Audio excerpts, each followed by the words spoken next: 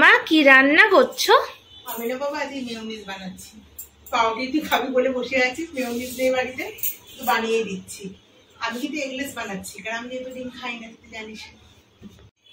অল্প একটু দুধ নিয়ে নেব, দুধটা জাল করে নিয়ে ঠান্ডা করে নেওয়া আছে। খুব বেশি দেবো না, 1 চিমটি নুন দেবো, একদম অল্প। আর আমি তো সব জিনিসেই একটুখানি চিনি দিই, চিনি না দিলে আমার মনের আশা পূরণ হয় না। সামান্য একটুখানি চিনি আমাকে দিতেই হবে। লেবুর পাতিলেবুর রস দিলেও হয়, তবে ভিনিগারটা দিলে অনেক বেশি দিন থাকবে। 1 চামচ মতো ভিনিগার দেবো, বেশি না, একদম অল্প।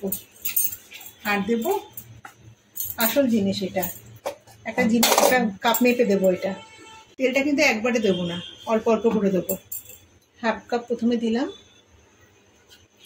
এই মিক্সি বাটিটা ঢুকিয়ে দিলে বসিয়ে দিলাম। এটা কিন্তু বারবার করে ভালো করে চালাবো, অল্প অল্প করে, একবারে বেশি না।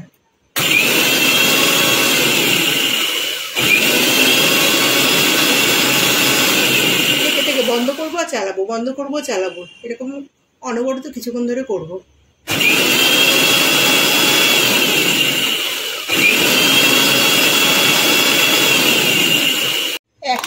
1 মিনিট মতো সময় নিয়ে বারবার বন্ধ করে করে করে চালিয়েছি, এরকম ঠিক হয়েছে।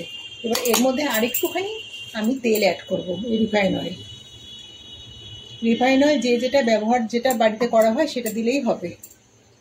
1 চামচ মতো আমি আবারও অ্যাড করলাম। প্রথমেই বলেছিলাম একবারে আমি তেলটা দেবো না। আবারও আমি মিনিটখানেক সময় ধরে এটাকে চালাবো, বন্ধ করবো, চালাবো, বন্ধ করবো।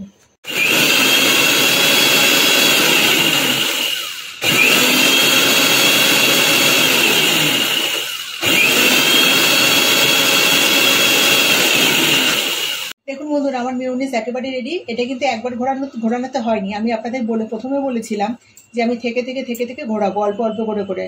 আর 1 চামচ করে আমি রিফাইন অয়েল দিয়েছি। যখনই ঘুরিয়েছি তখনই 1 চামচ করে রিফাইন অয়েল দিয়েছি। অনেকবার ঘোরানোর পর একদম থকথকে তৈরি হয়ে গেছে। যত বেশি ঘোরাতে থাকবেন তত কিন্তু ওটা বেশি থকথকে ভারী মতো সুন্দর, যেটা মেয়োনিজ যেরকম হয় সেরকম তৈরি হয়ে যাবে। আমারটা দেখুন নাড়ালে পড়ছে না, একদম থকথকে হয়ে গেছে। বাড়িতে 1 চামচ দুধ আর একটুখানি, এই দেখুন আমি উল্টে দিচ্ছি, উল্টে দিলেও পড়বে না, এরকম তৈরি হবে। বাড়িতে 1 চামচ দুধ আর রিফাইন অয়েল থাকলে কিন্তু অনায়াসে যে কোনো সময় বানিয়ে নেওয়া যায়। বাচ্চাদের আবদারগুলোর বায়নাগুলো মেটানো যায়। যেমন আমার বাড়ির মেয়ে, আমার মেয়ে, মানে আমার বাড়ির মেয়ে বলছি, বায়না করছে পাউরুটি দিয়ে খাবো, তাই আমি এটা বানিয়ে দিলাম। তো যে কোনো সময় এটা বানিয়ে নিতে পারবেন। আর রেসিপিটা কেমন লাগলো অবশ্যই কিন্তু কমেন্টে জানাবেন। আর রেসিপিটা ভালো লেগে থাকলে অবশ্যই একটা লাইক দেবেন, আর চ্যানেলটাকে কিন্তু অবশ্যই সাবস্ক্রাইব করবেন।